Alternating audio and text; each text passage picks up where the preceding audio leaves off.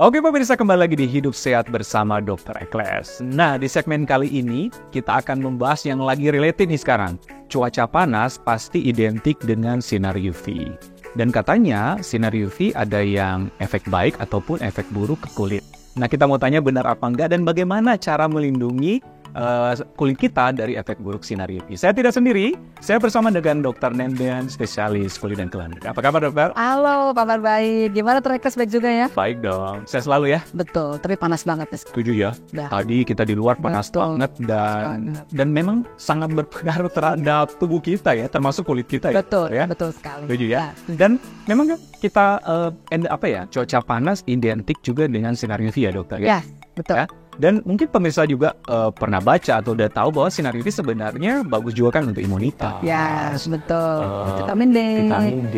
Untuk hormon serotonin, sehingga kita lebih happy. Benar, ya, benar. Nah, apa sih sebenarnya manfaat sinar UV untuk kulit dokter? Kalau manfaat baiknya, seperti tadi yang disampaikan oleh Dr. Ekles. Tapi manfaat buruknya justru saat ini, karena dengan cuaca seperti ini. Manfaat buruknya itu ada yang segera, ada yang juga yang berlangsung lama. Kalau yang segera, itu bisa kulit merah, iritasi. Iritasi. Ya, iritasi. Apalagi orang menggunakan kosmetik. Ya. Menjadikan penyakitnya ada namanya dermatitis fotofontak. Tetapi kalau yang efek lamanya itu penuaan. Karena sinar UV itu ada dua, ada UVA dan UVB. Di mana UVB itu panjang gelombangnya pendek, sehingga dia mencapai ke lapisan kulit yang bagian atas superficial, namanya epidermis. Jadi kulitnya menjadi merah.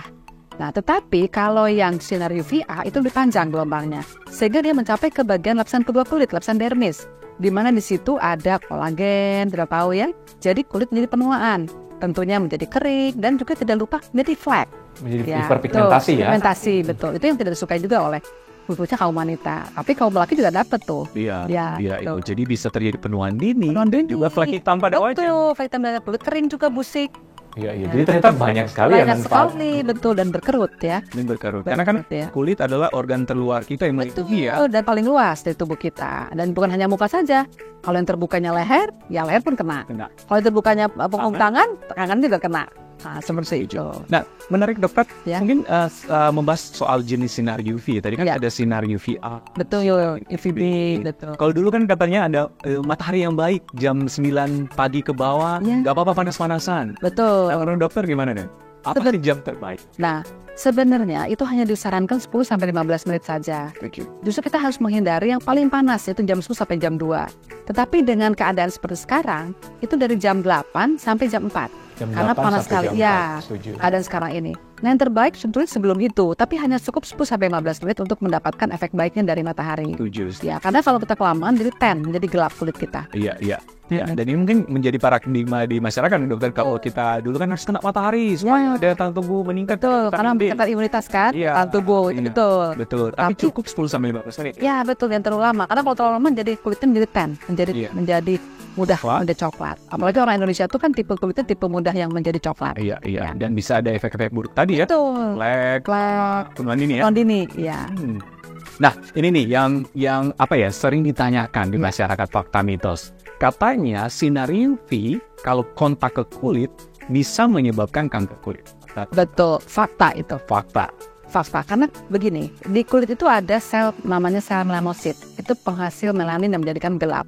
Nah, pada orang Indonesia itu aktif. Sehingga kalau kena paparan sinar matahari, di mana sel itu akan menjadi aktif. Menjadi kalau istilah di kedokteran proliferasi bertambah banyak. Sehingga menjadi penyakitnya melanoma maligna. Dan itu cukup ganas. Karena dia bisa menyebar sampai terjadi kanker di paru-paru, di kanker di otak. Sehingga orang mengalami kematian di situ. Dan cukup luas, karena dia bisa metastasis melalui pembuluh darah dan pembuluh kelenjar getah bening. Oke. Jadi bisa berakibat fatal ya? Fatal. Tapi ada yang main lagi kankernya. Namanya ada karsinoma sel squamosa dan karsinoma sel basal. Di mana itu yang mungkin pernah lihat di foto-foto atau mungkin di media-media, yang mana orangnya tuh tampak penyakit aneh, yang kulitnya tuh bolong ke dalam. Nah, itu sebetulnya karsinoma sel basal.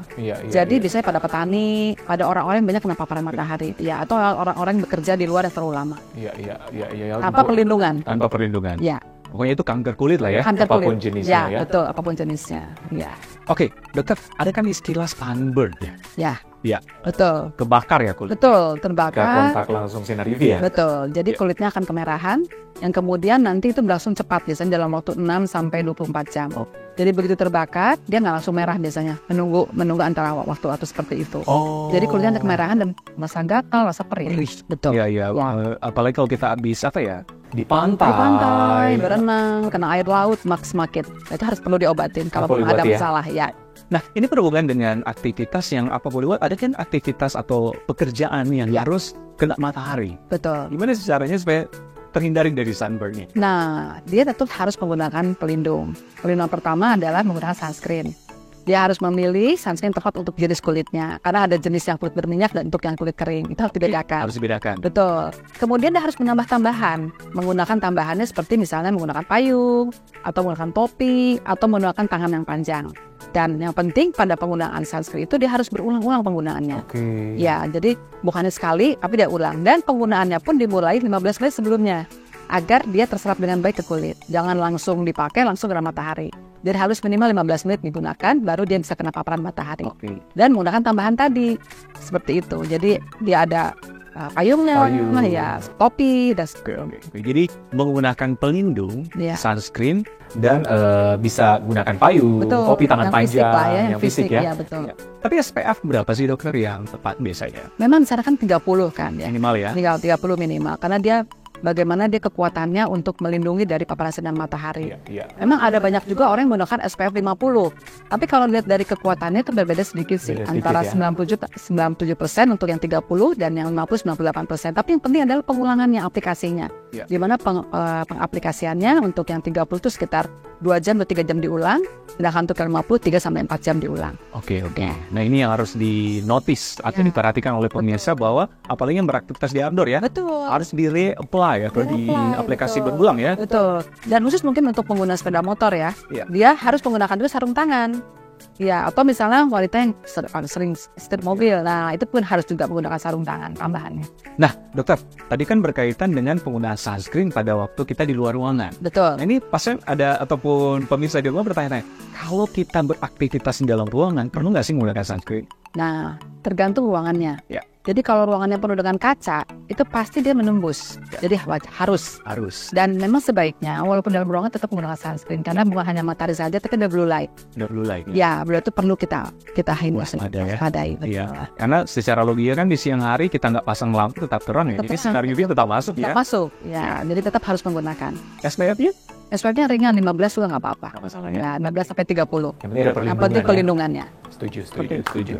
Nah, ini ini banyak sekali pertanyaan mungkin apalagi pemirsa yang ada anak-anak nih di rumah. Kadang-kadang kalau kita punya anak ada kegiatan ekstrakurikuler ataupun sering bermain di outdoor. Betul. Iya, otomatis kan namanya outdoor ada sinar UV juga. Lebih terik di sana. Betul. Nah, kadang-kadang kalau anak-anak kan nggak perlu memakai skincare atau sunscreen karena masih kecil kan. Betul. Tapi kalau kita lihat dari efek buruknya tadi luar biasa. Lalu gimana menurut dokter untuk anak-anak ini? Sebetulnya tetap harus gunakan anak-anak itu. Memang saat ini kalau saya lihat kebanyakan orang tua tuh ibunya saja yang menggunakan sunscreen. Anaknya tidak. Ya, anaknya tidak. Padahal anaknya pun harus menggunakan sunscreen. Karena tadi untuk melindungi kulit dari efek buruknya, kita sudah tahu tadi sunburn akan lebih banyak terjadi pada anak-anak. Karena dia, apalagi anak-anak tuh suka lupa kalau main ya. Dia lupa dan dia tidak melihat bagaimana panasnya matahari. Yang penting dia senang main sama teman-temannya. Jadi banyak terjadi kasus-kasus dengan the sunburn yang terbakar pada anak-anak. Jadi wajib ya.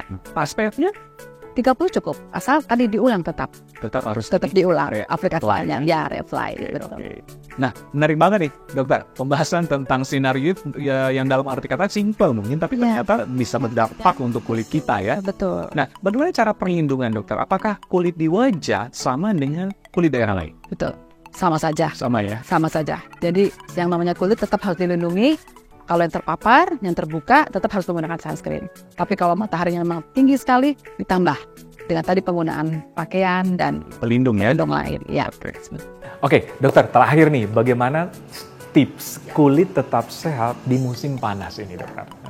Pertama, kita harus hindari tentunya ya paparan matahari yang dari jam 10 sampai jam 2 atau sekarang ya jam 8 sampai jam 4. Tapi kalau orang tetap mau berolahraga, tentu kita harus pilih waktunya sebelum jam 8 pagi atau sesudah jam 4 sore. Karena itu mataharinya lebih rendah dibanding tadi ya.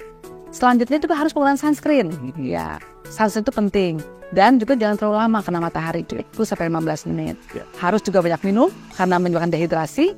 Dan juga tetap makan sehat. Makan sehat Ya, mengandung buah dan sayur yang lebih banyak. Iya, dan yang paling penting memang yang dokter bilang tadi, pelindung ya. Pelindung ya. Sunscreen, apalagi kita di Indonesia kan musim kemarau, terik banget. Terik banget. Ditambah lagi dengan perlindungan yang lain, pakaian tangan panjang, topi, kacamata malah ya. Ya, karena memudahkan katarak tuh. Benar.